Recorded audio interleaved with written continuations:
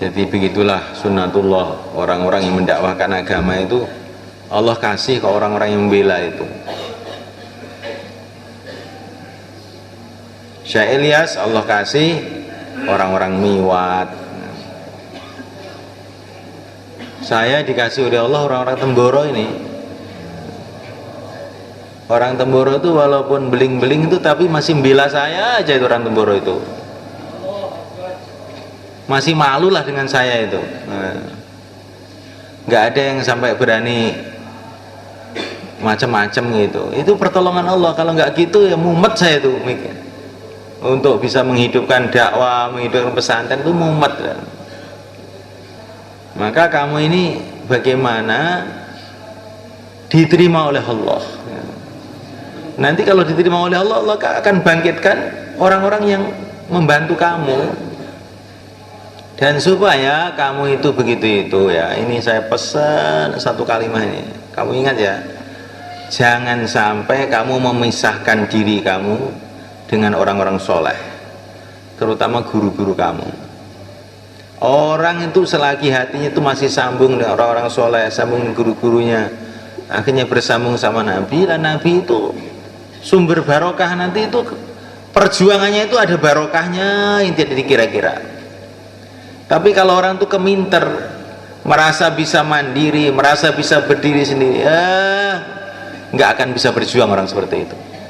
Udahlah kamu lihat. Ya, ini rahasia sebetulnya, ini rahasia keberhasilan perjuangan itu. Maka mencintai ulama, mencintai para guru, mencintai orang-orang soleh, mencintai orang-orang yang sebelum kita. Jangan orang itu mandiri. Saya itu sudah hafid Quran, sudah alumni Pakistan saya ini. Saya sudah bisa mandiri, nggak perlu siapa-siapa. Rasa no. Nggak agak hasil gue, gak iso ngerewer pagomo. Wis toh, ketoken tanganku nek gue iso ngerewer itu. Ini kan kadang-kadang orang-orang yang tidak tahu rahasianya membuat pesantren, rahasianya perjuangan, itu nggak paham dengan perkara ini. Agama itu tidak bisa dibikin kayak sekolah SD, sekolah SMP, nggak bisa. Harus ada sambungan. Kecuali kalau kamu berpindah sistem pakai sistem dunia. Pakai sistem dunia gue, agama mbok kei dhuwit. Kaya wong Saudi gue. Kaya apa dhuwit, kekuasaan, pedang. Ya, nanti jalannya itu yang jalan duitnya, sebetulnya bukan agamanya. Tapi kalau kamu ingin menghidupkan agama kayak orang Nizamudin, tanpa kekuasaan, tanpa duit kayak para nabi, ini kuncinya. Mampu ya kawan? Ini kamu catat dengan tinta emas ini, nasihat saya ini. Terutama di kalangan-kalangan yang memang awam sekali dari kekiaian. Tidak ada berdiri pesantren-pesantren yang murni untuk agama, itu belum ada. Mereka pesantren juga campur sekolahan, untuk ijazah ada. Pokoknya ada dukungan-dukungan materi.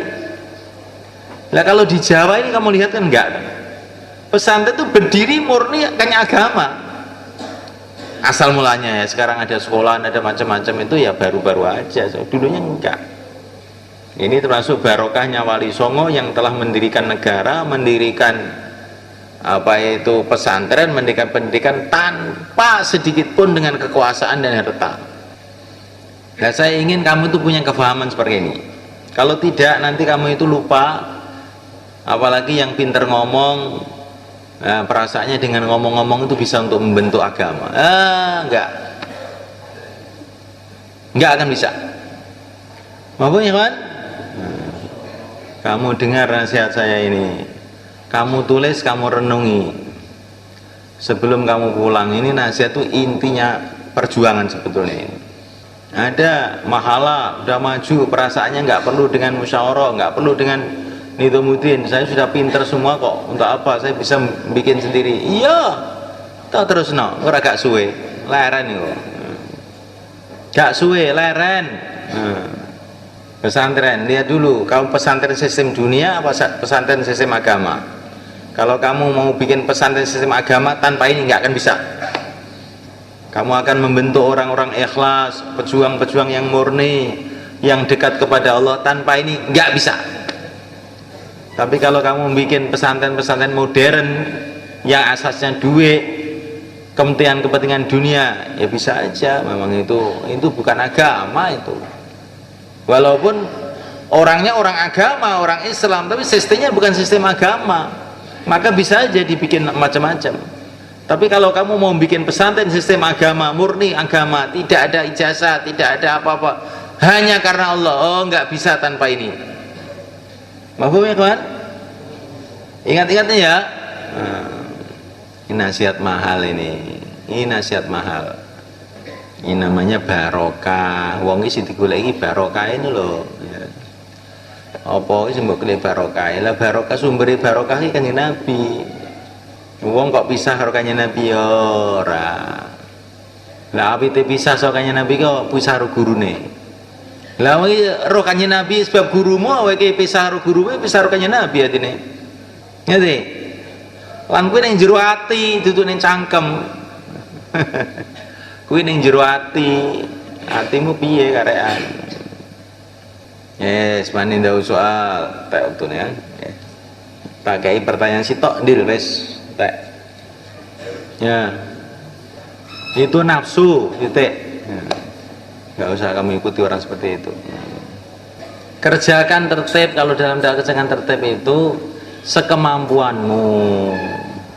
Kalau nggak bisa istighfar, jangan nentang-nentang masyayikh.